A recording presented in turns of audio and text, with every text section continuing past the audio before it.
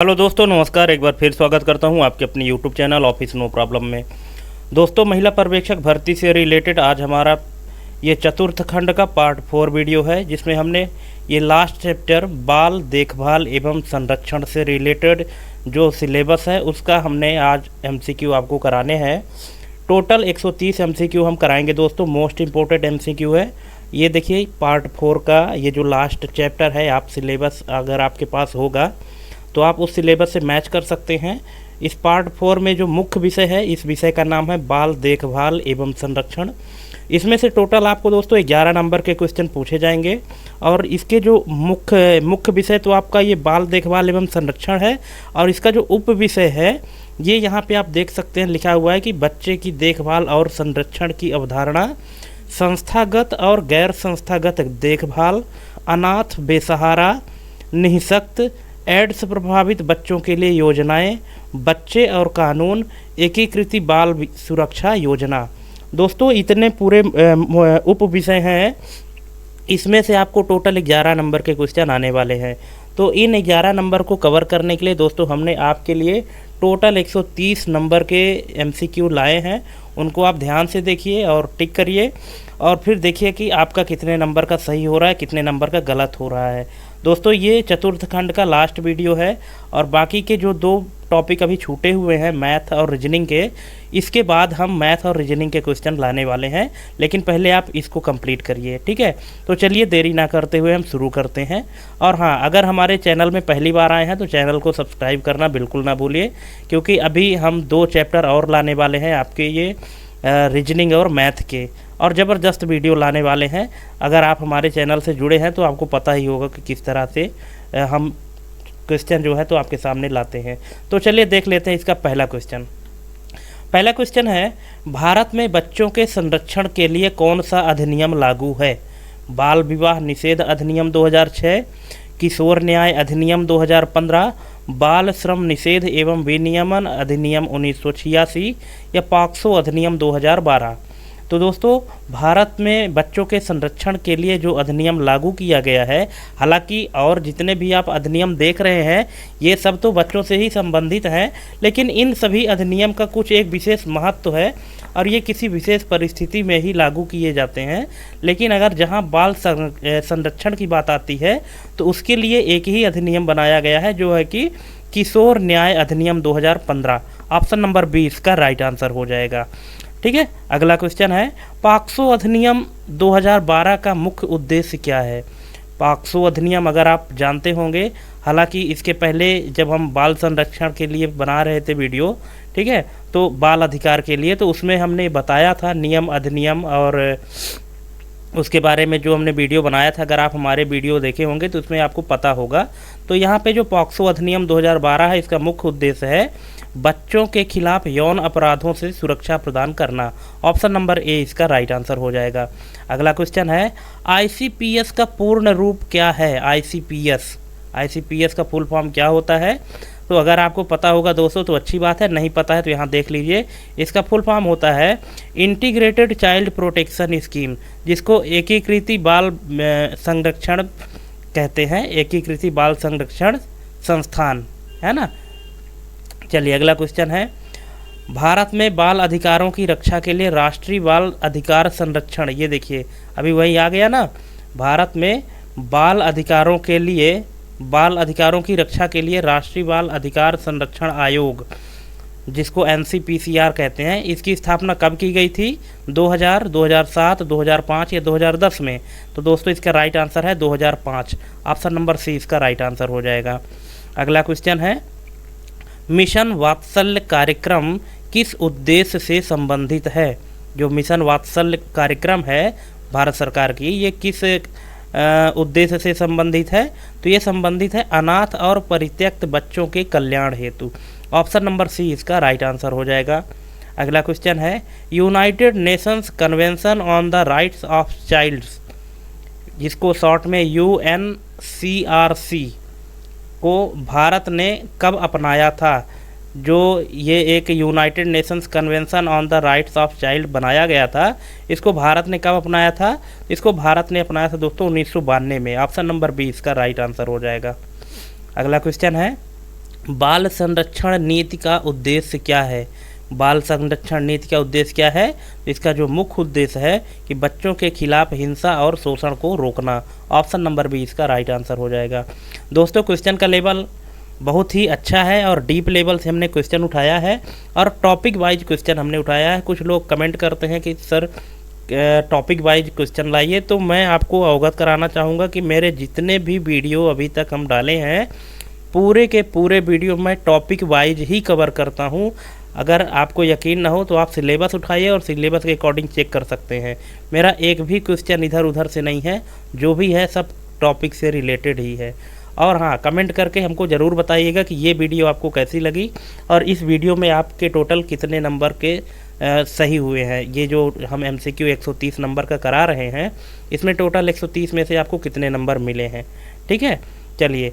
और हाँ दोस्तों, अगर मान लीजिए किसी क्वेश्चन में आपको डाउट है तो उसको आप बताइएगा और आपको लगता है कि इसका आंसर ये नहीं ये होना चाहिए, तो इसके लिए भी आप कमेंट कर सकते हैं, हम उसको वेरीफाई करेंगे। क्योंकि देखिए, गलती होना स्वाभाविक है, हर किसी से गलती हो सकती है, क्योंकि इतने सारे वीडियो अगर बनाते हैं तो एक आध दो मिस्टेक होना लाजमी है। इसमें कोई बड़ी बात नहीं है, क्योंकि जब इंसान एग्ज़ाम देने जाता है तो ये सोच के नहीं जाता है कि हम गलत आंसर पे टिक करेंगे, लेकिन बाय मिस्टेक टिक गलत में हो जाता है ना, तो बस वही है ना। अगर एक आध दो में हमसे गलती हो जाती है तो उसको आप लोग हमको थोड़ा सा अलर्ट कर सकते हैं, ठीक है, तो ज़्यादा सही रहेगा। और ये आप तभी कर पाएंगे जब आप हमारी कंप्लीट वीडियो देखेंगे, और कंप्लीट वीडियो आपको देखना ही चाहिए, क्योंकि हमने इतने मेहनत से आपके लिए हर टॉपिक को कवर किया है। तो अगर एक बार आपको देख लेंगे तो आपके लिए ही वो फ़ायदेमंद होगा। ठीक है, चलिए, यहाँ पे क्वेश्चन है, भारत में अनिवार्य शिक्षा अधिनियम, जिसको राइट टू एजुकेशन एक्ट के नाम से जाना जाता है, RTE जिसको कहते हैं, कि भारत में अनिवार्य शिक्षा अधिनियम कब लागू किया गया था? तो ये कब लागू किया गया था? 2010 में। ऑप्शन नंबर सी इसका राइट आंसर हो जाएगा। अगला क्वेश्चन है, पोषण अभियान किसके लिए लागू किया गया है? तो पोषण जो अभियान है, तो यहाँ पे है किशोरियों और गर्भवती महिलाओं के लिए, स्कूल जाने वाले बच्चों के लिए, कुपोषित बच्चों के लिए, या सभी के लिए? तो इसका राइट आंसर है सभी के लिए। ऑप्शन नंबर डी इसका राइट आंसर हो जाएगा। अगला क्वेश्चन है, बाल श्रम निषेध एवं विनियमन अधिनियम 1986 में संशोधन कब किया गया था? तो इसमें जो संशोधन किया गया था दोस्तों, वो 2016 में किया गया था। ऑप्शन नंबर सी इसका राइट आंसर हो जाएगा। अगला क्वेश्चन है, अब देखिए इस क्वेश्चन में से आपको एक क्वेश्चन और बन सकता है, ठीक है ना। ये भी ध्यान रखिएगा कि जो बाल श्रम निषेध अधिनियम विनियमन है, ये कब बना था? तो ये 1986 में बना था, ठीक है, और इसमें जो संशोधन किया गया था तो 2016 में किया गया था। अगला क्वेश्चन है, चाइल्ड लाइन 1098 सेवा का उद्देश्य क्या है? ये एक चाइल्ड लाइन का हेल्पलाइन नंबर है। इसका उद्देश्य क्या है? इसका उद्देश्य है बच्चों की आपातकालीन सहायता करना। ऑप्शन नंबर बी इसका राइट आंसर है। अगला क्वेश्चन है, किशोर न्याय अधिनियम के तहत देखभाल और संरक्षण की आवश्यकता वाले बच्चे कौन होते हैं? अनाथ बच्चे, परित्यक्त बच्चे, दुर्व्यवहार या शोषण का शिकार बच्चे, या उपरोक्त सभी? तो दोस्तों इसका राइट आंसर है उपरोक्त सभी। ये सभी बच्चे जो होते हैं, ये किशोर न्याय अधिनियम के तहत इनकी देखभाल और संरक्षण की जाती है। अगला क्वेश्चन है, मिड डे मील योजना का मुख्य उद्देश्य क्या है? मिड डे मील, इस योजना का जो मुख्य उद्देश्य है वो क्या है? ये उपरोक्त सभी है इसका उद्देश्य। क्यों? क्योंकि बच्चों को मुफ्त में भोजन प्रदान करना, ठीक है, शिक्षा को बढ़ावा देना, स्कूल छोड़ने की दर को कम करना, ये सभी इसके मुख्य उद्देश्य हैं जो मिड डे मील योजना चलाई गई है। ठीक। अगला क्वेश्चन है, बेटी बचाओ बेटी पढ़ाओ योजना कब शुरू की गई थी? तो ये शुरू की गई थी दोस्तों 2015 में। ऑप्शन नंबर बी इसका राइट आंसर हो गया है। अगला क्वेश्चन है, बाल विवाह निषेध अधिनियम 2006 के तहत लड़कियों की न्यूनतम विवाह आयु क्या निर्धारित की गई है? बहुत ही जाना पहचाना क्वेश्चन है। इसका राइट आंसर हो जाएगा 18 वर्ष। Option number B. अगला क्वेश्चन है, संयुक्त राष्ट्र बाल कोष जिसको यूनिसेफ कहा जाता है, तो इसकी स्थापना कब हुई थी? तो इसकी स्थापना हुई थी 1946 में, 1946 में। अगला क्वेश्चन है, भारत में बच्चों के खिलाफ अपराधों की रोकथाम के लिए राष्ट्रीय अपराध रिकॉर्ड ब्यूरो NCRB कब स्थापित किया गया था? अब देखिए यहाँ पे एक क्वेश्चन और आपसे पूछा जा सकता है कि भारत में बच्चों के खिलाफ अपराधों को रोकने के लिए कौन सी संस्था की स्थापना की गई है? तो ये है राष्ट्रीय अपराध रिकॉर्ड ब्यूरो। ठीक है, और यहाँ पे इसका दूसरा क्वेश्चन क्या है कि भारत में बच्चों के खिलाफ अपराधों की रोकथाम के लिए राष्ट्रीय अपराध रिकॉर्ड ब्यूरो NCRB कब स्थापित किया गया था? तो ये स्थापित किया गया था दोस्तों 1986 में, 1986 में। ऑप्शन नंबर ए इसका राइट आंसर हो जाएगा। अगला क्वेश्चन है, बाल मित्र पुलिस योजना का मुख्य उद्देश्य क्या है?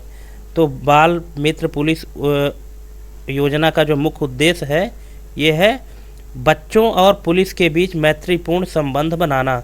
ऑप्शन नंबर सी इसका राइट आंसर हो जाएगा। अगला क्वेश्चन है, भारत में अनाथ बच्चों को गोद लेने की प्रक्रिया किस एजेंसी द्वारा की जाती है? तो यहाँ पे ऑप्शन है यूनिसेफ, WHO, कैरा या NCPCR। तो भारत में ये दोस्तों मोस्ट इम्पोर्टेंट क्वेश्चन है कि भारत में जो अनाथ बच्चों को गोद लेने की प्रक्रिया है तो इसको एक एजेंसी द्वारा कंट्रोल किया जाता है, उसका नाम है कैरा, CARA, जिसका फुल फॉर्म है central adoption resource authority. Option number सी इसका राइट आंसर हो जाएगा। अगला क्वेश्चन है, बच्चों के लिए राष्ट्रीय नीति भारत में कब लागू की गई थी? तो इसकी जो बच्चों के लिए राष्ट्रीय नीति, जिसको national policy for children NPC कहा जाता है, तो इसको भारत में लागू किया गया था 1975 में। ऑप्शन नंबर ए इसका राइट आंसर हो जाएगा। अगला क्वेश्चन है, बाल मित्र ग्राम चाइल्ड फ्रेंडली विलेज, बाल मित्र ग्राम कार्यक्रम किस संगठन द्वारा चलाया जाता है? तो ये 4 ऑप्शन दिया गया है, यूनिसेफ, क्राई, बचपन बचाओ आंदोलन संगठन या कैलाश सत्यार्थी चिल्ड्रंस फाउंडेशन। इसको चलाया जाता है कैलाश सत्यार्थी चिल्ड्रंस फाउंडेशन के द्वारा। ऑप्शन नंबर डी इसका राइट आंसर हो जाएगा। अगला क्वेश्चन है, भारत में बाल तस्करी के खिलाफ सबसे कठोर कानून कौन सा है? पॉक्सो अधिनियम, किशोर न्याय अधिनियम, अनैतिक व्यापार रोकथाम अधिनियम या बाल विवाह निषेध अधिनियम। तो दोस्तों इसका जो राइट आंसर हो जाएगा वो है ऑप्शन नंबर सी, अनैतिक व्यापार रोकथाम अधिनियम ITPA। ऑप्शन नंबर सी इसका राइट आंसर हो जाएगा। अगला क्वेश्चन है, भारत में बच्चों के लिए मुफ्त और अनिवार्य शिक्षा का अधिकार किस अनुच्छेद में दिया गया है? अनुच्छेद 19, अनुच्छेद 21A, अनुच्छेद 39 या अनुच्छेद 45। तो ये जो दिया गया है अनुच्छेद 21A, अनुच्छेद 21A। ऑप्शन नंबर बी इसका राइट आंसर हो जाएगा, मुफ्त और अनिवार्य शिक्षा। अगला क्वेश्चन है, सुकन्या समृद्धि योजना का मुख्य उद्देश्य क्या है? तो सुकन्या समृद्धि योजना का जो मुख्य उद्देश्य है वो ये है कि बालिकाओं की उच्च शिक्षा और विवाह के लिए बचत। ऑप्शन नंबर बी इसका राइट आंसर हो जाएगा। अगला क्वेश्चन है, किशोर न्याय अधिनियम 2015 के तहत गंभीर अपराध करने वाले 16 से 18 वर्ष के बच्चों पर मुकदमा किस अदालत में चलाया जा सकता है? ठीक है, जो किशोर न्याय अधिनियम 2015 बना है तो इसके तहत जो गंभीर अपराध करने वाले 16 से 18 साल के बीच के बच्चे होते हैं उन पर जो मुकदमा चलाया जाता है तो किस अदालत के द्वारा चलाया जाता है? बाल न्यायालय, उच्च न्यायालय, विशेष न्यायालय या जिला सत्र न्यायालय। तो ये चलाया जाता है विशेष न्यायालय द्वारा। ऑप्शन नंबर सी इसका राइट आंसर हो जाएगा। अगला क्वेश्चन है, भारत में संस्थागत देखभाल प्रदान करने वाले प्रमुख अधिनियम कौन से हैं? तो संस्थागत देखभाल प्रदान करने वाले जो प्रमुख अधिनियम है वो कौन सा है? किशोर न्याय अधिनियम 2015। ऑप्शन नंबर ए इसका राइट आंसर हो जाएगा। अगला क्वेश्चन है, संस्थागत देखभाल का मुख्य उद्देश्य क्या होता है? तो इसका जो मुख्य उद्देश्य होता है दोस्तों ये है अनाथ, परित्यक्त, शोषित और संकटग्रस्त बच्चों को आश्रय और पुनर्वास देना। ऑप्शन नंबर बी इसका राइट आंसर हो जाएगा। दोस्तों क्वेश्चन का लेवल आप देख रहे हैं, किस लेवल के हमने क्वेश्चन उठाए हैं और आपको ये क्वेश्चन का लेवल कैसा लगा आप हमको कमेंट करके ज़रूर बताइएगा। और टोटल कितने नंबर आपके सही हो रहे हैं ये भी हमको आप कमेंट करके बताइएगा, ठीक है। और हाँ, वीडियो बिना स्किप किए देखिएगा और लास्ट तक देखिएगा, तभी आपको पूरा ये टॉपिक कवर हो पाएगा 11 नंबर के लिए। और मैं ये टॉपिक बाय टॉपिक आपके सामने वीडियो लाया हूँ, इसीलिए हमारे जितने भी वीडियो आप देख रहे हैं तो एक सीक्वेंस में देखें और कंप्लीट वीडियो देखें, ठीक है। क्योंकि 11 नंबर प्राप्त करने के लिए दोस्तों अगर हम 130 MCQ में विजिट कर रहे हैं तो ऐसा नहीं है कि हमसे नहीं बनेगा, लेकिन हाँ उसके लिए आपको टाइम थोड़ा सा देना पड़ेगा। ऐसा नहीं है कि आप 2 मिनट मेरी वीडियो देखिए, 4 मिनट किसी और की, 6 मिनट किसी और की, ऐसे में नहीं होगा। जिस भी वीडियो को देखिए आप कंप्लीट देखिए, उससे आपका नॉलेज इन्हेंस होगा, ठीक है, अगर आप एग्ज़ाम सच में क्रैक करना चाहते हैं तो। ठीक, चलिए अगला क्वेश्चन है, गैर संस्थागत देखभाल का सबसे महत्वपूर्ण रूप कौन सा है? गैर संस्थागत देखभाल जो नॉन इंस्टीट्यूशनल केयर हैं, इनका सबसे महत्वपूर्ण रूप कौन सा है? तो ये है दत्तक ग्रहण, एडॉप्शन जिसको कहते हैं। ऑप्शन नंबर सी इसका राइट आंसर हो जाएगा। अगला क्वेश्चन है, भारत में संस्थागत देखभाल प्रदान करने वाली प्रमुख सरकारी योजना कौन सी है? तो ये है मिशन वात्सल्य, ठीक है। संस्थागत देखभाल प्रदान करने वाली जो प्रमुख सरकारी योजना है उसका नाम है मिशन वात्सल्य, ठीक है। बाकी एकल विद्यालय योजना, प्रधानमंत्री आवास योजना, स्वच्छ भारत अभियान, ये सब इससे रिलेटेड नहीं है, लेकिन मिशन वात्सल्य जो है तो इससे संबंधित है। अगला क्वेश्चन है, कैरा, ये देखिए यहाँ पे इसका फुल फॉर्म आ गया ना, सेंट्रल एडॉप्शन रिसोर्स अथॉरिटी का मुख्य कार्य क्या है? अब ये देखिए यहाँ पे, अब इसको अगर आप पीछे देखे होंगे तो यहाँ भी आप इसका आंसर समझ जाएंगे। इसका आंसर गोद लेने की प्रक्रिया का विनियमन और निगरानी करना है ना, ये ऑप्शन नंबर बी इसका राइट आंसर हो जाएगा। अगला क्वेश्चन है, फोस्टर केयर किसका एक उदाहरण है? संस्थागत देखभाल, गैर संस्थागत देखभाल, दंड प्रक्रिया या बाल श्रम निषेध नीति? तो दोस्तों जो फोस्टर केयर है ये एक एग्जाम्पल है गैर संस्थागत देखभाल का। ऑप्शन नंबर बी इसका राइट आंसर हो जाएगा। अगला क्वेश्चन है, किशोर न्याय अधिनियम 2015 के तहत किस आयु वर्ग के बच्चों की देखभाल और संरक्षण किया जाता है? जो किशोर न्याय अधिनियम 2015 बनाया गया है तो इसमें कितने साल तक के बच्चों की देखभाल और संरक्षण किया जाता है? 0 से 5 वर्ष, 6 से 10 वर्ष, 0 से 18 वर्ष या 12 से 21 वर्ष? इसको राइट आंसर इधर पे हो जाएगा 0 से 18 वर्ष। ऑप्शन नंबर सी इसका राइट आंसर हो जाएगा दोस्तों। अगला क्वेश्चन है, बाल देखभाल संस्थान किसके अंतर्गत संचालित होते हैं? जो चाइल्ड केयर इंस्टीट्यूशन होते हैं ये किसके अंतर्गत संचालित होते हैं? ये होते हैं महिला एवं बाल विकास मंत्रालय। ऑप्शन नंबर बी इसका राइट आंसर हो जाएगा। अगला क्वेश्चन है, संस्थागत देखभाल का एक उदाहरण कौन सा है? देखिए 2 तरह के देखभाल होते हैं, एक संस्थागत होता है, एक गैर संस्थागत होता है। तो यहाँ संस्थागत की बात हो रही है ना, तो संस्थागत देखभाल का उदाहरण कौन सा है? बाल गृह, चिल्ड्रन होम जिसको कहते हैं। और जो फोस्टर केयर होता है ये गैर संस्थागत होता है, ठीक है। अगला क्वेश्चन है, गैर संस्थागत देखभाल का मुख्य लाभ क्या है? बच्चों को उनके परिवार के निकट रहकर देखभाल मिलती है, बच्चों को सख्त अनुशासन सिखाया जाता है, बच्चों को आजीवन संस्थानों में रखा जाता है, या सरकार को अधिक वित्तीय लाभ होता है? तो इसका राइट आंसर हो जाएगा दोस्तों, बच्चों को उनके परिवार के निकट रहकर देखभाल मिलती है। ऑप्शन नंबर ए इसका राइट आंसर हो जाएगा। अगला क्वेश्चन है, भारत में अंतर्देशीय गोद लेने को नियंत्रित करने वाली एजेंसी कौन सी है? तो इसका राइट आंसर हो जाएगा यही कैरा, CARA, ठीक है ये। अगला क्वेश्चन है, बाल संरक्षण सेवाओं का मुख्य उद्देश्य क्या है? तो इधर ऑप्शन है, बच्चों को आत्मनिर्भर बनाना, बाल तस्करी को बढ़ावा देना, बच्चों को मजदूरी के लिए तैयार करना, या बच्चों को जेल में डालना। अगर आप क्वेश्चन और ऑप्शन ध्यान से पढ़ेंगे तो आपको आंसर पहले ही मिल जाएगा, है ना। इसका आंसर हो जाएगा बच्चों को आत्मनिर्भर बनाना, बाल संरक्षण सेवाओं का मुख्य उद्देश्य होता है। ऑप्शन नंबर ए इसका राइट आंसर हो जाएगा। अगला क्वेश्चन है, विशेष दत्तक ग्रहण agency, specialised adoption agency, SAA, विशेष दत्तक ग्रहण एजेंसी का कार्य क्या होता है? तो इसका काम होता है बच्चों का संरक्षण और गोद लेने की प्रक्रिया को प्रबंधित करना। ऑप्शन नंबर ए इसका राइट आंसर हो जाएगा। अगला क्वेश्चन है, शिशु गृह का मुख्य उद्देश्य क्या है? शिशु गृह का मुख्य उद्देश्य क्या है? कि 0 से 6 वर्ष के अनाथ एवं परित्यक्त बच्चों को देखभाल और संरक्षण प्रदान करना, यह शिशु गृह का मुख्य उद्देश्य है। ऑप्शन नंबर ए इसका राइट आंसर हो जाएगा। अगला क्वेश्चन है, भारत में फोस्टर केयर को कानूनी रूप से लागू करने वाला प्रमुख अधिनियम कौन सा है? तो यहाँ पे ऑप्शन है किशोर न्याय अधिनियम 2015। ऑप्शन नंबर बी इसका राइट आंसर हो जाएगा। अगला क्वेश्चन है, भारत में किशोर न्याय अधिनियम 2015 के तहत किसी भी बच्चे को अनाथ, बेसहारा और निःशक्त रूप में वर्गीकृत करने के लिए अधिकतम आयु सीमा क्या है? अधिकतम आयु सीमा क्या है? 12 वर्ष, 14 वर्ष, 16 वर्ष या 18 वर्ष? तो इसका राइट आंसर हो जाएगा 18 वर्ष। ऑप्शन नंबर डी इसका राइट आंसर हो जाएगा। अगला क्वेश्चन है, बाल संरक्षण की परिभाषा किस राष्ट्रीय नीति में पहली बार स्पष्ट रूप से परिभाषित की गई थी?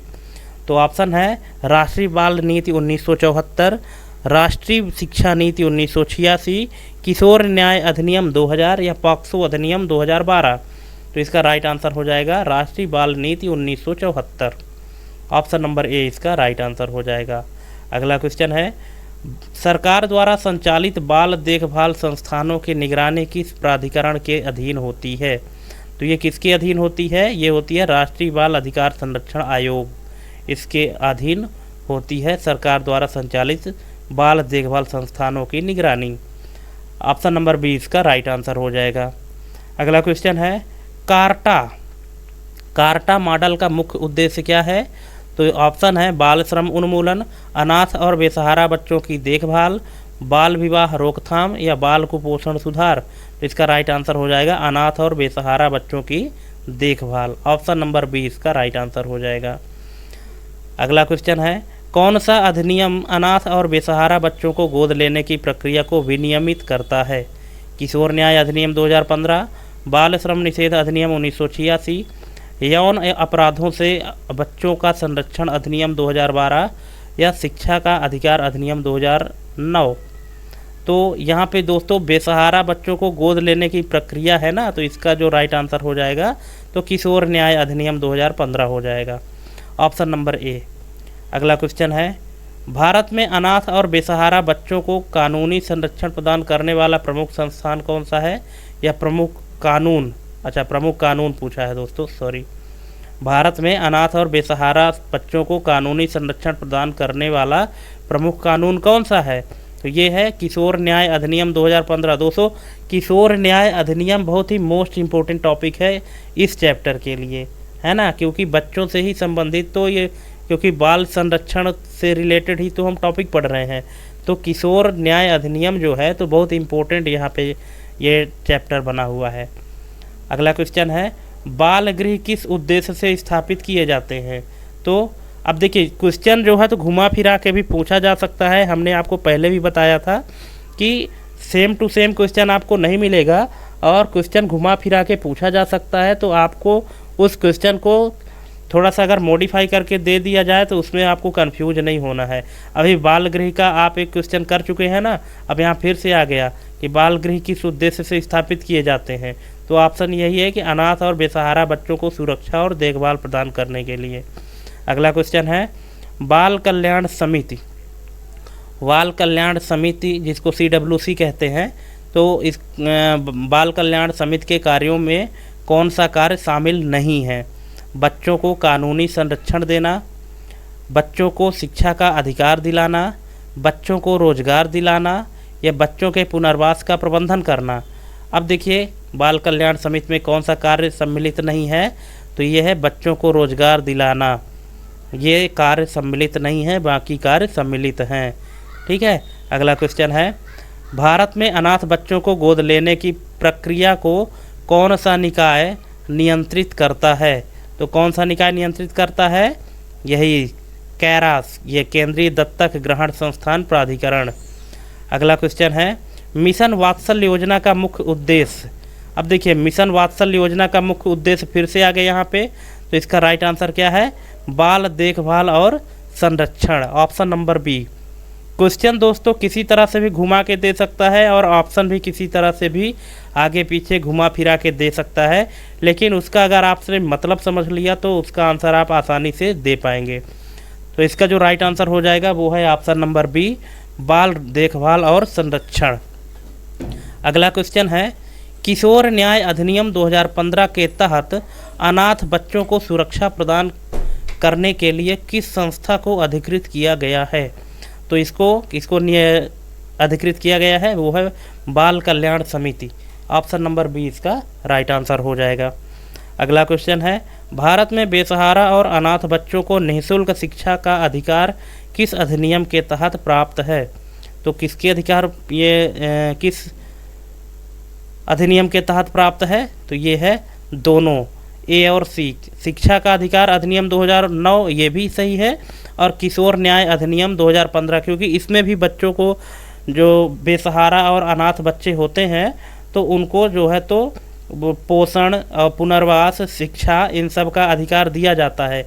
वो सब किशोर न्याय अधिनियम 2015 में भी है, और शिक्षा का अधिकार अधिनियम 2009 में तो है ही, है ना। तो इसका जो राइट आंसर हो जाएगा तो ए और सी दोनों हो जाएगा। ठीक, अगला क्वेश्चन है, स्नेहालय योजना का उद्देश्य क्या है? स्नेहालय योजना का उद्देश्य क्या है? बाल संरक्षण और पुनर्वास, अनाथ बच्चों को रोजगार दिलाना, बाल विवाह को रोकना, या केवल दिव्यांग बच्चों के लिए स्कूल खोलना? तो दोस्तों इसका राइट आंसर हो जाएगा बाल संरक्षण और पुनर्वास। ऑप्शन नंबर ए इसका राइट आंसर हो जाएगा। अगला क्वेश्चन है, बाल देखभाल संस्थानों की नियमित निगरानी किसके द्वारा की जाती है? तो ये की जाती है बाल कल्याण समिति द्वारा। ऑप्शन नंबर बी इसका राइट आंसर हो जाएगा। अगला क्वेश्चन है, सक्षम बाल सेवा योजना का मुख्य उद्देश्य क्या है? सक्षम बाल सेवा योजना का मुख्य उद्देश्य है अनाथ बच्चों के पुनर्वास और देखभाल। ऑप्शन नंबर बी इसका राइट आंसर हो जाएगा। अगला क्वेश्चन है, बाल तस्करी से बचाने के लिए भारत सरकार द्वारा शुरू की गई प्रमुख योजना कौन सी है? ऑपरेशन मुस्कान, बेटी बचाओ बेटी पढ़ाओ, समग्र शिक्षा अभियान, या ऑपरेशन संजीवनी? तो इसका राइट आंसर हो जाएगा operation Muskan. Option number A, बाल तस्करी से बचाने के लिए भारत सरकार द्वारा ये एक योजना चलाई गई है जिसको कहते हैं ऑपरेशन मुस्कान। ठीक है, अगला क्वेश्चन है, भारत में बाल संरक्षण के लिए कार्य करने वाला प्रमुख एनजीओ कौन सा है? Greenpeace, Save the Children, People's Foundation, या वर्ल्ड वाइल्ड लाइफ फंड? तो दोस्तों इसका राइट आंसर क्या आपको पता है? अगर पता है तो वीडियो पॉज करके पहले कमेंट कर दीजिए, और अगर नहीं पता है तो देख लीजिए। इसका राइट आंसर है Save the Children. Option number B इसका राइट आंसर हो जाएगा। ठीक है, अगला क्वेश्चन है, अनाथ और बेसहारा बच्चों के पुनर्वास के लिए भारत में लागू नीति कौन सी है? अनाथ और बेसहारा बच्चों के पुनर्वास के लिए भारत में लागू नीति कौन सी है? तो ये है दोनों। ऑप्शन नंबर ए और बी दोनों है, किशोर न्याय अधिनियम 2015 और राष्ट्रीय बाल नीति 2013। ठीक है, अगला क्वेश्चन है, बाल देखभाल एवं संरक्षण हेतु संरक्षण गृह किस उद्देश्य से बनाए जाते हैं? बाल अपराधियों को रखने के लिए, बाल श्रमिकों को दंड देने के लिए, बेसहारा और अनाथ बच्चों को आश्रय देने के लिए, या बाल विवाह को बढ़ावा देने के लिए? ठीक है, तो जो संरक्षण गृह होता है दोस्तों, तो ये तो ना तो दंड देने के लिए होता है और ना तो बाल विवाह को बढ़ावा देने के लिए होता है। ये होता है बेसहारा और अनाथ बच्चों को आश्रय देने के लिए। ऑप्शन नंबर सी इसका राइट आंसर हो जाएगा। अगला क्वेश्चन है, निःशक्त बच्चों के लिए समावेशी शिक्षा की संकल्पना को किस अधिनियम में शामिल किया गया है? तो इसको शामिल किया गया है शिक्षा का अधिकार अधिनियम 2009। ऑप्शन नंबर बी इसका राइट आंसर हो जाएगा। अगला क्वेश्चन है, बेटी बचाओ बेटी पढ़ाओ योजना किस उद्देश्य से शुरू की गई थी? तो ये किस उद्देश्य से शुरू की गई थी? बाल संरक्षण और कन्या भ्रूण हत्या रोकने के लिए, अनाथ बच्चों को आश्रय देने के लिए, बाल श्रम उन्मूलन के लिए, या बाल विवाह को प्रोत्साहित करने के लिए? तो इसका राइट आंसर हो जाएगा ऑप्शन नंबर बी, बाल संरक्षण और कन्या भ्रूण हत्या को रोकने के लिए। अगला क्वेश्चन है, कौन सा संगठन अनाथ और बेसहारा बच्चों को अंतर्राष्ट्रीय स्तर पर गोद लेने की प्रक्रिया में शामिल होता है? तो ये ऑप्शन है यूनिसेफ और ह्यूज एडॉप्शन कन्वेंशन, यूनेस्को, या WHO। तो दोस्तों जो अंतर्राष्ट्रीय स्तर पर गोद लेने की प्रक्रिया में शामिल होता है तो ये संगठन का नाम है Hague adoption convention, HAC। Option number B इसका राइट आंसर हो जाएगा। अगला क्वेश्चन है, पोस्को अधिनियम 2012 मुख्य रूप से किस उद्देश्य से लागू किया गया था?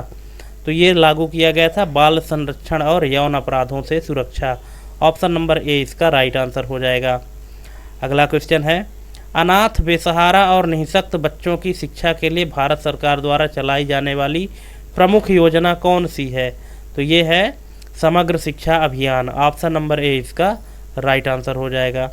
अगला क्वेश्चन है, अनाथ और बेसहारा बच्चों की देखभाल के लिए राज्य सरकारों को दिशा निर्देश देने का कार्य कौन करता है? ये कौन करता है? महिला एवं बाल विकास मंत्रालय। ऑप्शन नंबर ए इसका राइट आंसर हो जाएगा। दोस्तों, क्वेश्चन का लेवल आप समझ पा रहे हैं जिस लेवल के क्वेश्चन है, क्योंकि हमने हर टॉपिक से क्वेश्चन लाए हैं आपके लिए। और अगर आप हमारे चैनल में पहली बार आए हैं तो चैनल को सब्सक्राइब कर लीजिए, क्योंकि ऐसे ही टॉपिक पर वीडियो हम आपको देते रहेंगे। टोटल MCQ हम आपको कंप्लीट कराएंगे। अभी मैथ और रीजनिंग के जो मोस्ट इम्पोर्टेंट क्वेश्चन है वो बचे हुए हैं 12-12 नंबर के। तो अगर उनके भी क्वेश्चन आप चाहते हैं तो हमारे चैनल को सब्सक्राइब करके और बेल आइकन ज़रूर प्रेस कर लीजिए आप, ठीक है। अगला क्वेश्चन है, भारत सरकार द्वारा एड्स प्रभावित बच्चों के कल्याण के लिए कौन सी योजना चलाई जाती है? यहाँ पे ऑप्शन है राष्ट्रीय एड्स नियंत्रण कार्यक्रम, जिसको शॉर्ट में NACP कहते हैं, सक्षम बाल सेवा योजना, कस्तूरबा गांधी बालिका विद्यालय योजना या बाल सुरक्षा योजना। तो इसका राइट आंसर हो जाएगा राष्ट्रीय एड्स नियंत्रण कार्यक्रम। अगला क्वेश्चन है, एड्स प्रभावित बच्चों के लिए निःशुल्क उपचार एवं परामर्श सेवाएं प्रदान करने के लिए भारत में कौन सा संगठन कार्यरत है? नाको, WHO, यूनेस्को या ICMR? इसका राइट आंसर हो जाएगा नाको, NACO।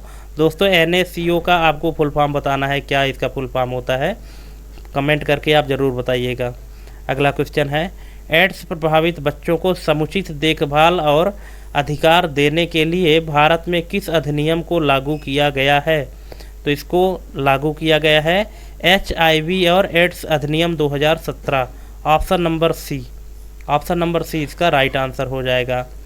अगला क्वेश्चन है, एड्स प्रभावित बच्चों के लिए ARV थेरेपी का क्या महत्व है? तो इसका जो महत्व है वो है यह HIV वायरस की वृद्धि को रोकने में सहायक होती है, ARV therapy. Option number B इसका राइट आंसर हो जाएगा। अगला क्वेश्चन है, एड्स प्रभावित बच्चों को निःशुल्क दवाइयाँ और चिकित्सा सेवाएं प्रदान करने के लिए भारत में कौन सा कार्यक्रम कार्यान्वित किया गया है? तो इसका राइट आंसर हो जाएगा राष्ट्रीय एड्स नियंत्रण कार्यक्रम, NACP। अगला क्वेश्चन है, एड्स प्रभावित बच्चों के अधिकारों की रक्षा करने के लिए भारत सरकार ने किस संगठन के सहयोग से कार्य किया है? तो ये किया है यूनिसेफ। ऑप्शन नंबर ए इसका राइट आंसर हो जाएगा। अगला क्वेश्चन है, एड्स प्रभावित बच्चों को शिक्षा और संरक्षण प्रदान करने के लिए भारत में किस योजना के तहत सहायता दी जाती है? तो ये दी जाती है NACP के द्वारा। ऑप्शन नंबर सी इसका राइट आंसर हो जाएगा। अगला क्वेश्चन है, एड्स प्रभावित बच्चों के लिए NACP कार्यक्रम का मुख्य उद्देश्य क्या है? तो इसका मुख्य उद्देश्य है एड्स प्रभावित बच्चों को पोषण, शिक्षा और चिकित्सा सहायता देना। ऑप्शन नंबर बी इसका राइट आंसर हो जाएगा। अगला क्वेश्चन है, एड्स प्रभावित बच्चों को समाज में भेदभाव से बचाने के लिए किस नीति को अपनाया गया है? तो यहाँ ऑप्शन है एंटी डिस्क्रिमिनेशन पॉलिसी, बाल सुरक्षा नीति, राष्ट्रीय शिक्षा नीति या किशोर न्याय नीति। इसका राइट आंसर हो जाएगा anti discrimination policy. Option number A इसका राइट आंसर हो जाएगा। अगला क्वेश्चन है, भारत में एड्स प्रभावित बच्चों को समुचित चिकित्सा सेवाएं प्रदान करने के लिए कितने आर्ट केंद्र स्थापित किए गए हैं? 100 से अधिक, 500 से अधिक, 650 से अधिक या 1000 से अधिक? तो दोस्तों इसका राइट आंसर है 650 से अधिक। ऑप्शन नंबर सी इसका राइट आंसर हो जाएगा। अगला क्वेश्चन है, एड्स प्रभावित बच्चों की शिक्षा सुनिश्चित करने के लिए भारत सरकार की कौन सी प्रमुख योजना लागू है? तो ये जो लागू है ये है ऑप्शन नंबर डी, ए और बी दोनों कौन सी है? एक तो शिक्षा का अधिकार अधिनियम और दूसरा है समग्र शिक्षा अभियान। ये दोनों जो योजना है ये लागू है एड्स प्रभावित बच्चों के शिक्षा को सुनिश्चित करने के लिए। अगला क्वेश्चन है, HIV के संक्रमित माता पिता के बच्चों को समाज में समान अवसर प्रदान करने के लिए कौन सी अंतर्राष्ट्रीय संधि लागू की गई है? तो ऑप्शन है राष्ट्रीय संयुक्त राष्ट्र बाल अधिकार समझौता, पेरिस समझौता, जैव विविधता संधि या मॉन्ट्रियल प्रोटोकॉल। तो इसका राइट आंसर हो जाएगा दोस्तों संयुक्त राष्ट्र बाल अधिकार समझौता। ऑप्शन नंबर ए इसका राइट आंसर हो जाएगा। अगला क्वेश्चन है, एड्स प्रभावित बच्चों को मानसिक स्वास्थ्य सहायता प्रदान करने के लिए भारत में किस पहल की शुरुआत की गई है?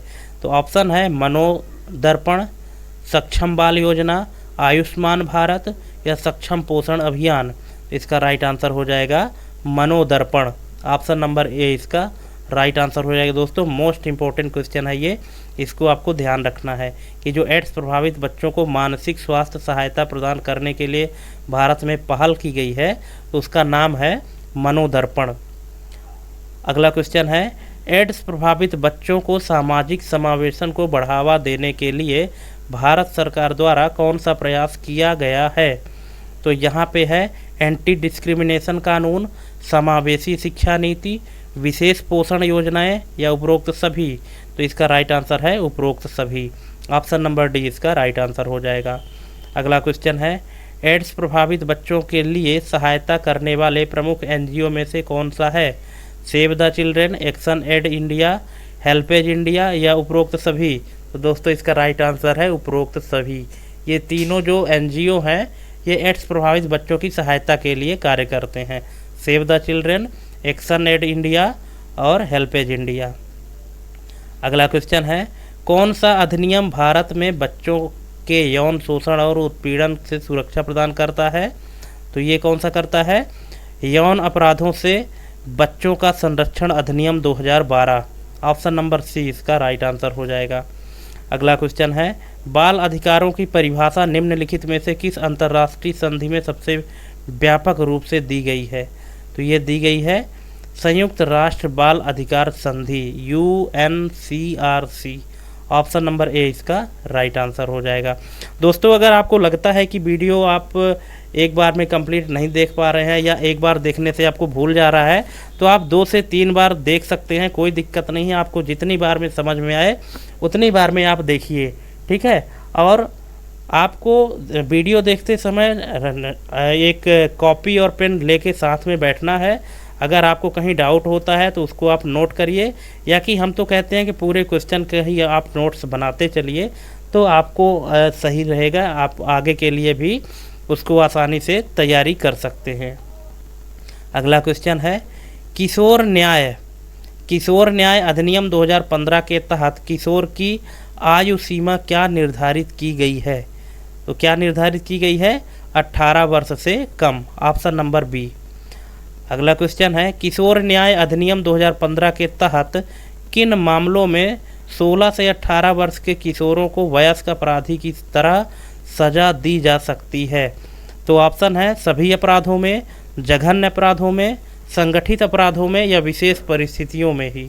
तो दोस्तों इसका राइट आंसर है जघन्य अपराधों में। ऑप्शन नंबर बी इसका राइट आंसर है। अगला क्वेश्चन है, भारत में बाल श्रम अधिनियम 1986 के अनुसार न्यूनतम कानूनी कार्य करने की आयु क्या है? 12 वर्ष, 14 वर्ष, 16 वर्ष या 18 वर्ष। इसका राइट आंसर है 14 वर्ष, ठीक है। कानूनी कार्य करने के लिए जो न्यूनतम आयु है वो है 14 वर्ष। अगला क्वेश्चन है, पॉक्सो अधिनियम 2012 के तहत बच्चों से जुड़े मामलों की सुनवाई के लिए कौन सी विशेष अदालतें गठित की जाती है? बाल न्यायालय, विशेष फास्ट ट्रैक कोर्ट, जिला सत्र न्यायालय, महिला एवं बाल विकास ट्रिब्यूनल। इसका राइट आंसर हो जाएगा विशेष fast track court. Option number B इसका राइट आंसर हो जाएगा। अगला क्वेश्चन है, किस अनुच्छेद के तहत बच्चों के लिए शोषण के विरुद्ध सुरक्षा प्रदान की गई है? किस अनुच्छेद के तहत बच्चों के लिए शोषण के विरुद्ध सुरक्षा प्रदान की गई है? तो ये अनुच्छेद है अनुच्छेद 21A, अनुच्छेद 22, अनुच्छेद 14 और अनुच्छेद 23 एंड 24। तो इसका राइट आंसर हो जाएगा अनुच्छेद 23 एंड 24। ऑप्शन नंबर डी इसका राइट आंसर हो जाएगा। अगला क्वेश्चन है, भारत में बेटी बचाओ बेटी पढ़ाओ योजना का मुख्य उद्देश्य क्या है? तो इसका जो मुख्य उद्देश्य है महिला सशक्तिकरण को बढ़ावा देना, बाल विवाह को रोकना और बालिकाओं की जन्म दर और शिक्षा को प्रोत्साहित करना, इनमें से सभी विकल्प सही हैं। ठीक है, ऑप्शन नंबर डी इसका राइट आंसर हो जाएगा। दोस्तों जो क्वेश्चन होते हैं ना, तो इसका किस क्वेश्चन का कौन सा आंसर सही होगा ये डिपेंड करता है कि ऑप्शन उसमें कौन कौन से दिए गए हैं। ठीक है, अभी बेटी बचाओ बेटी पढ़ाओ योजना का जो मुख्य उद्देश्य है, इससे रिलेटेड आप एक क्वेश्चन और पहले भी कर चुके थे, लेकिन उसमें जब जो ऑप्शन मैच नहीं करता है तो उन्हीं को छोड़ दिया जाता है। अब चूँकि यहाँ जितने भी ऑप्शन थे सभी बेटी बचाओ या कि महिला से ही संबंधित थे, इसलिए इसका जो करेक्ट ऑप्शन है वो है उपरोक्त सभी है। ठीक है, लेकिन कुछ ऑप्शन ऐसे होते हैं क्वेश्चन के अकॉर्डिंग कि वो मैच नहीं करते, तो ऐसा नहीं है कि बेटी बचाओ बेटी पढ़ाओ का प्रश्न आ गया तो इसका उपरोक्त सभी आंसर होगा, ऐसा नहीं है। ठीक है, वो डिपेंड करता है कि ऑप्शन कौन सा है उसमें। अगला क्वेश्चन है, कौन सा अपराध बाल विवाह निषेध अधिनियम 2006 के तहत दंडनीय नहीं है? अब देखिए, कौन सा अपराध बाल विवाह निषेध अधिनियम 2006 के तहत दंडनीय नहीं है?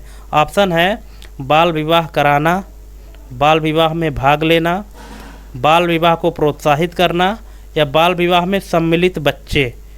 तो दोस्तों इसका जो राइट आंसर हो जाएगा वो है कि बाल विवाह में सम्मिलित बच्चे जो हैं उनको दंड नहीं दिया जाता है, बाकी सभी को दंड दिया जाता है बाल विवाह निषेध अधिनियम 2006 के तहत।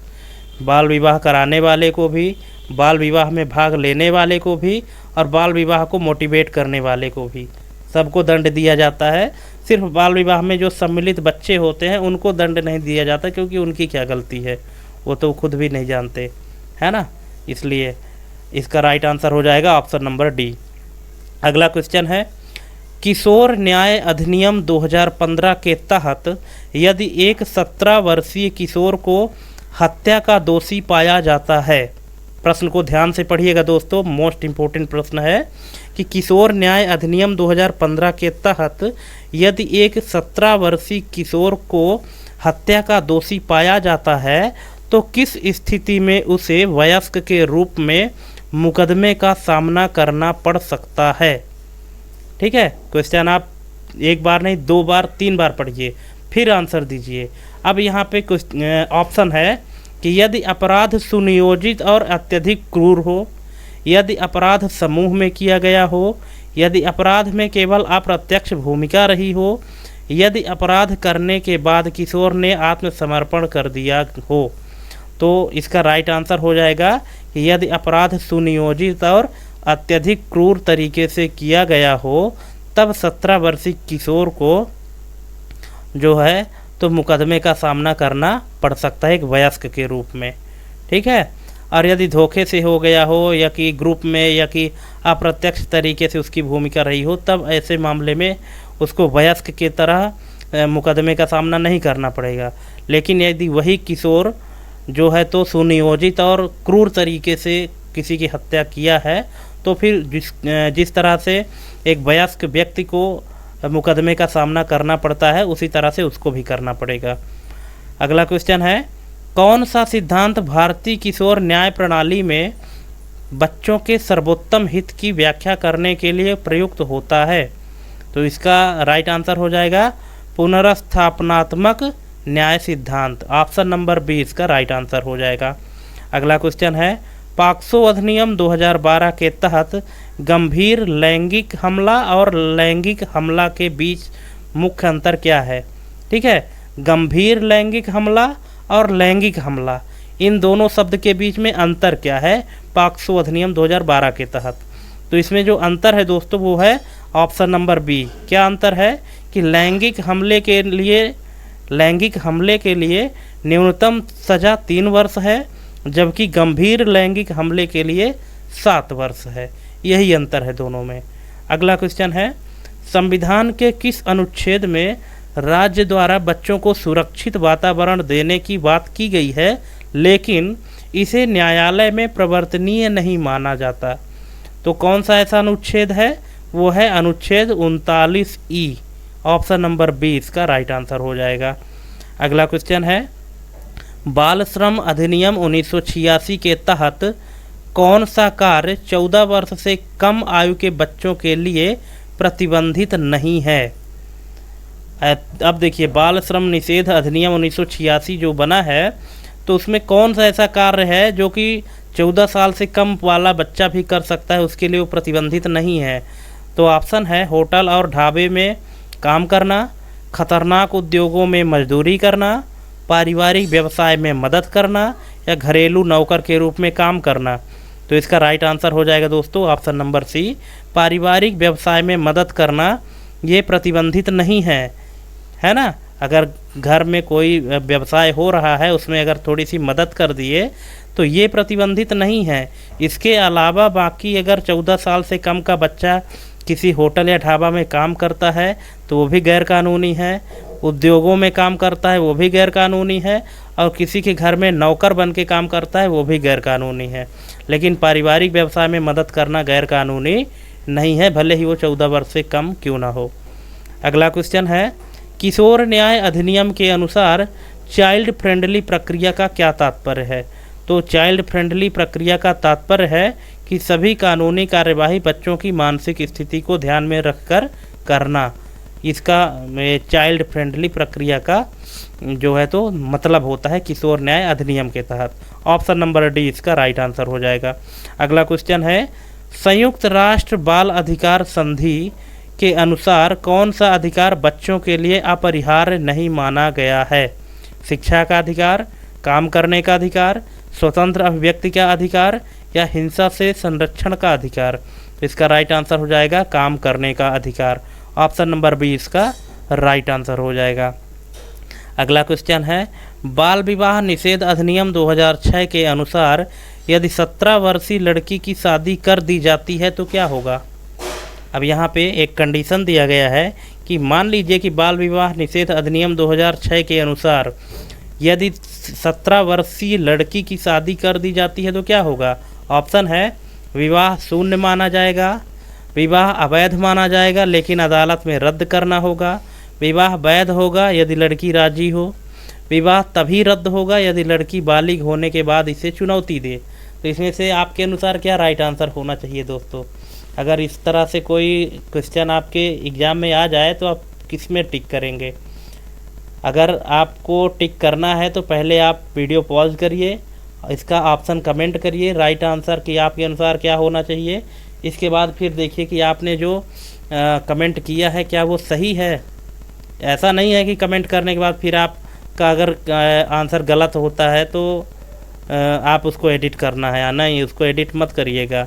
आप देखिए कि आपका तुक्का कितना सही लगता है, और अगर आपको करेक्ट आंसर पता है तब तो आप करेक्ट में ही करेंगे, और यदि आपको नहीं पता तो यहाँ पे देख लीजिए कि इसका राइट आंसर क्या होगा कि विवाह अवैध माना जाएगा लेकिन अदालत में रद्द करना होगा। ऑप्शन नंबर बी इसका राइट आंसर हो जाएगा। अगला क्वेश्चन है, किशोर न्याय अधिनियम 2015 के तहत बाल अपराधी और बाल पीड़ित में मुख्य अंतर क्या है। बाल अपराधी और बाल पीड़ित में मुख्य अंतर क्या है। तो इसका राइट आंसर है बाल अपराधी को दंडित किया जाता है जबकि बाल पीड़ित को पुनर्वासित किया जाता है। ठीक है, जो बाल अपराधी होता है उसको दंडित किया जाता है, और जो बाल पीड़ित होता है जिस पर अपराध किया जाता है उसको पुनर्वासित किया जाता है। ऑप्शन नंबर बी इसका राइट आंसर होगा। अगला क्वेश्चन है, एकीकृत बाल संरक्षण योजना को आधिकारिक रूप से किस वर्ष लागू किया गया। ICPS, ठीक है, बाल संरक्षण योजना को आधिकारिक रूप से किस वर्ष लागू किया गया था। इसको 2009 में लागू किया गया। ऑप्शन नंबर ए इसका राइट आंसर हो जाएगा। अगला क्वेश्चन है, ICPS का मुख्य उद्देश्य क्या है।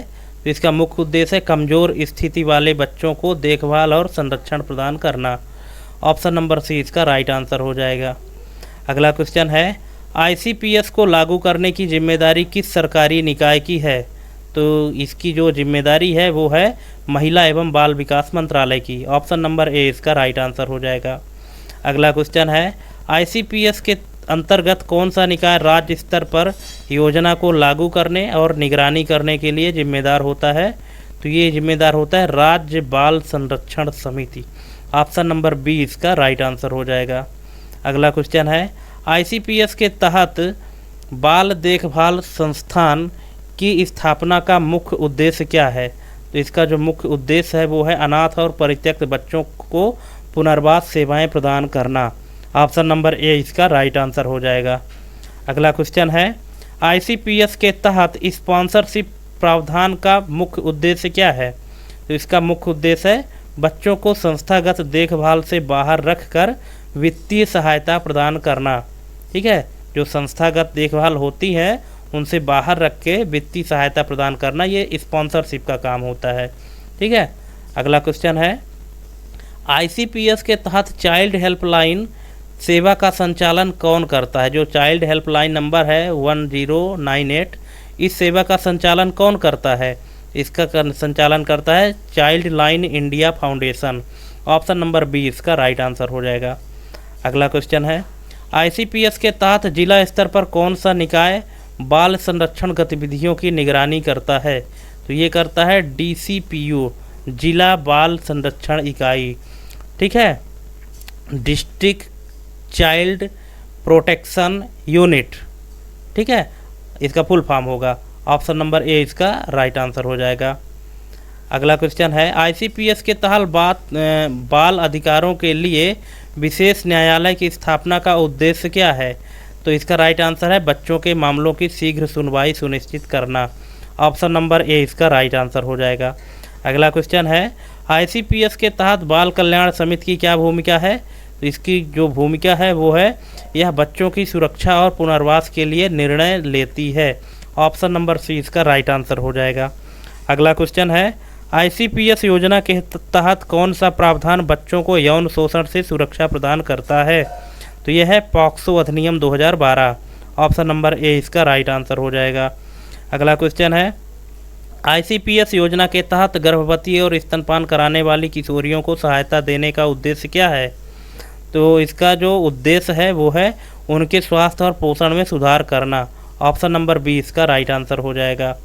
अगला क्वेश्चन है, आईसीपीएस के तहत बच्चों के लिए कौन सी पुनर्वास प्रक्रिया लागू की जाती है? तो ये पुनर्वास प्रक्रिया लागू की जाती है फोस्टर केयर, गोद लेना और पुनः एकीकरण की सुविधा देना। ऑप्शन नंबर सी इसका राइट आंसर हो जाएगा। अगला क्वेश्चन है, एचआईवी किस प्रकार के वायरस से संबंधित है? तो यहाँ पे जो राइट आंसर हो जाएगा वो है रेट्रोवायरस से संबंधित है एचआईवी। अगला क्वेश्चन है, एचआईवी मुख्य रूप से किन कोशिकाओं को प्रभावित करता है? तो इसका जो राइट आंसर हो जाएगा वो है CD4+T लिम्फोसाइट्स। ऑप्शन नंबर सी इसका राइट आंसर हो जाएगा। अगला क्वेश्चन है, एचआईवी संक्रमण के दौरान एचआईवी संक्रमण के कौन से चरण में वायरस सबसे अधिक संक्रामक होता है?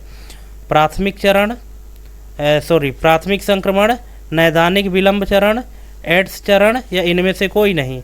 तो इसका जो राइट आंसर हो जाएगा दोस्तों वो है ऑप्शन नंबर ए, प्राथमिक संक्रमण, एक्यूट फेज जिसको कहते हैं। ऑप्शन नंबर ए इसका राइट आंसर हो जाएगा। अगला क्वेश्चन है, एचआईवी से संक्रमित व्यक्ति को एड्स में परिवर्तित होने में औसतन कितना समय लगता है बिना उपचार के? इसका राइट आंसर हो जाएगा 8 से 10 वर्ष। ऑप्शन नंबर सी इसका राइट आंसर हो जाएगा। अगला क्वेश्चन है, एचआईवी के संक्रमण की पुष्टि के लिए कौन सा परीक्षण सुनहरी मानक गोल्ड स्टैंडर्ड माना जाता है? इसका राइट आंसर हो जाएगा Western blot test. Option number B इसका राइट आंसर हो जाएगा। अगला क्वेश्चन है, एचआईवी संक्रमण का प्रसार किस माध्यम से संभव नहीं है? एचआईवी संक्रमण का जो प्रसार है तो किस माध्यम से संभव नहीं है? असुरक्षित यौन संबंध, दूषित रक्त संक्रमण, मच्छर के काटने से या संक्रमित सुइयों के उपयोग से? इसका राइट आंसर है मच्छर के काटने से एचआईवी संक्रमण नहीं फैलता है, बाकी और सभी से फैलता है।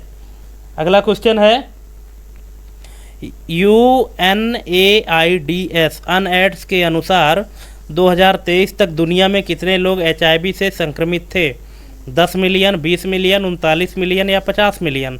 तो इसका राइट आंसर है 39 मिलियन। ऑप्शन नंबर सी इसका राइट आंसर हो जाएगा। अगला क्वेश्चन है, एचआईवी एड्स का पहला मामला भारत में किस वर्ष दर्ज किया गया था? 1981, 1986, 1990 या 1995? इसका राइट आंसर हो जाएगा 1986 में, चेन्नई में। ऑप्शन नंबर बी इसका राइट आंसर हो जाएगा। अगला क्वेश्चन है, भारत में HIV एड्स से संबंधित नीतियों और कार्यक्रमों को लागू करने की प्रमुख संस्था कौन सी है? ICMR, NACO, WHO इंडिया या WOHFW? इसका राइट आंसर है NACO, नाको। ऑप्शन नंबर बी इसका राइट आंसर हो जाएगा। अगला क्वेश्चन है, HIV के संक्रमण के बाद एड्स चरण में कौन सी बीमारी होने की संभावना अधिक होती है? इधर है डायबिटीज, ट्यूबरक्लोसिस और हाइपरटेंशन या हार्ट डिसीज, मधुमेह, तपेदिक, रक्तचाप या हृदय रोग। तो इसका राइट आंसर है दोस्तों तपेदिक, जिसको TB कहते हैं, ट्यूबरक्लोसिस। अगला क्वेश्चन है, HIV एड्स के लिए भारत में कौन सा राष्ट्रीय अभियान चलाया जाता है? जननी सुरक्षा योजना, आयुष्मान भारत योजना, रेड रिबन अभियान या पोलियो उन्मूलन अभियान? तो इसका राइट आंसर हो जाएगा वो है रेड रिबन अभियान। ठीक है, ये इसका करेक्ट ऑप्शन हो जाएगा। अगला क्वेश्चन है, HIV से संक्रमित गर्भवती महिला से नवजात शिशु को संक्रमण होने से बचाने के लिए कौन सी दवा दी जाती है? जो HIV संक्रमित गर्भवती महिला है तो उसको नवजात शिशु को संक्रमण से बचाने के लिए जो दवा दी जाती है उस दवा का नाम क्या है? इधर इसका ऑप्शन दिया है एजिथ्रोमाइसिन, जीडोबुडिन, इबुप्रोफेन और टेट्रासाइक्लिन। इसका राइट आंसर हो जाएगा जीडोबुडिन। ऑप्शन नंबर बी इसका राइट आंसर हो जाएगा। अगला क्वेश्चन है, एड्स के प्रति जागरूकता बढ़ाने के लिए विश्व एड्स दिवस कब मनाया जाता है? ये तो सबको पता होगा। इसका राइट आंसर है 1 दिसंबर। 1 दिसंबर को विश्व एड्स दिवस मनाया जाता है। अगला क्वेश्चन है, HIV की पुष्टि के लिए प्रयोगशाला में कौन सा परीक्षण सबसे पहले किया जाता है? Western blot, ELISA, PCR test या CD4 काउंट टेस्ट? इसका राइट आंसर हो जाएगा एलिसा टेस्ट कराया जाता है सबसे पहले। ऑप्शन नंबर बी इसका राइट आंसर हो जाएगा।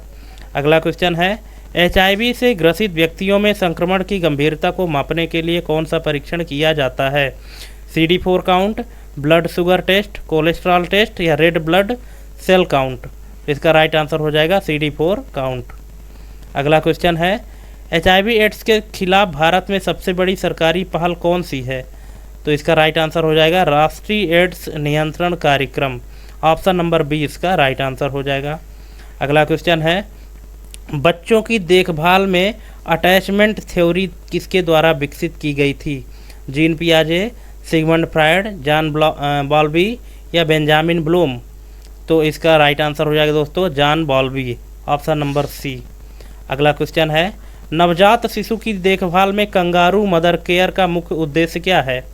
तो इसका मुख्य उद्देश्य है शिशु का तापमान बनाए रखना। ऑप्शन नंबर ए इसका राइट आंसर हो जाएगा। अगला और लास्ट क्वेश्चन है, कि बच्चे की देखभाल में ये क्या है, पियागेट कॉग्निटिव डेवलपमेंट थ्योरी किस प्रक्रिया को समझाने में सहायक होती है? तो ये जो प्रक्रिया है तो इसको समझाने में सहायक होती है कि बच्चे के मानसिक विकास के चरण, है ना, जो बच्चे का मानसिक विकास है उसको समझाने के लिए ये थ्योरी हेल्पफुल होती है। ऑप्शन नंबर ए इसका राइट आंसर हो जाएगा। तो दोस्तों इस तरह से टोटल 130 क्वेश्चन हमने आपको करा दिए हैं। अब आपको हमें कमेंट करके बताना है कि टोटल कितने क्वेश्चन आपके सही हुए हैं और कितने गलत हुए हैं। और किसी भी क्वेश्चन के आंसर में अगर आपको डाउट है तो आप हमको कमेंट करके पूछ सकते हैं, ठीक है। हम भी उसको देखने की कोशिश करेंगे कि हमसे कहाँ मिस्टेक हुआ है। और हमारी ये वीडियो आपको कैसी लगी आप हमको कमेंट करके ज़रूर बताइएगा। और बहुत बहुत धन्यवाद हमारी ये वीडियो आपको देखने के लिए। और ये चतुर्थ खंड का लास्ट चैप्टर था। अब दोस्तों इसके बाद हम आपको मैथ और रीजनिंग के जो MCQ हैं वो कराने वाले हैं बहुत ही जल्द। तो आज के लिए बस इतना ही दोस्तों, मिलते हैं अपने अगले वीडियो में एक नई जानकारी के साथ, मैथ और रीजनिंग के साथ। तब तक के लिए जय हिंद, वंदे मातरम।